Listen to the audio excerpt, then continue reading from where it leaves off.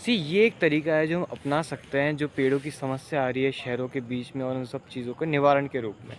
इस वक्त मैं एक गार्डन के अंदर हूँ। इस गार्डन के अंदर से दो ऐसे आइडिया निकले हैं जो हम नॉर्मल शहरों की गलियों की सड़कों पे भी इम्प्लीमेंट कर सकते हैं। Let me show you. See normally ही किसी गार्डन की तरह यहाँ पे सारी चीज़ें हैं, पर एक चीज़ जो नोटिस करने वाली है कि जो फुटपाथ पे बना हुआ है चलने के लिए, वो लगभग 30 फीट्स का है, और इसके इस साइड भी और दूसरी साइड भी बड़े पेड़ लगे हुए हैं। What we can do is, and ये भी देख सकते हैं कि एक पेड़ से दूसरे बड़े पेड़ के बीच का डिस्टेंस जो है, जिसके अंदर काफ़ी बड़ा सा गेट भी आ सकता है। What we can do in cities, in colonies, we can do this thing. हम इम्प्लीमेंट कर सकते हैं कि जो सिटीज़ कॉलोनी में रोड साइड के साइडवेज़ हैं, उन साइडवेज़ में इसी तरह के पेड़ को प्लांट कर सकते हैं। या जब किसी पेड़ को रिहैबिटेट किया जाता है किसी बड़े एरिया से हटा के, on the name of development और something, we can put this use this trees और rehabilitate those trees like this. एक तरफ पेड़ आ जाएगा, रोड के दूसरी तरफ पेड़ आ जाएगा, और दोनों ही तरफ रहने वालों को कोई समस्या नहीं आएगी क्योंकि इतना डिस्टेंस है दो पेड़ के बीच में। One more thing what we can do is कि जो वाटर लॉगिंग की समस्या आती है उसका निवारण ये चीज़ है। अब क्योंकि यहाँ नाइट टाइम है तो बहुत क्लियरली अभी कैमरे पे कैप्चर नहीं हो रहा है, बट ये एक storm water rain water harvesting system बना रखा है कि जितना भी पानी इस पूरे एरिया में लॉग होगा वो उसके अंदर जाके इकट्ठा हो जाएगा और ग्राउंड वाटर की तरह स्टोर हो जाएगा। So that's how we can do these things. और हर कॉलोनी में in the cities there are parks, there are many areas which are used for greenery or walking or something. So this is a very good initiative.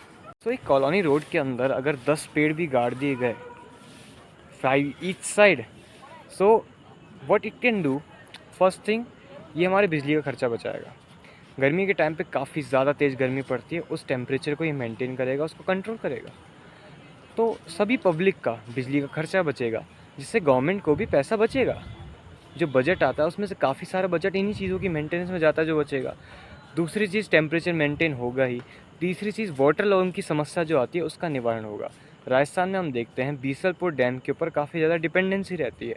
उसकी जगह कुछ ही सालों के अंदर water level इतना हाई आ जाएगा कि सारी बोरिंग सक्सेसफुल हो जाएगी।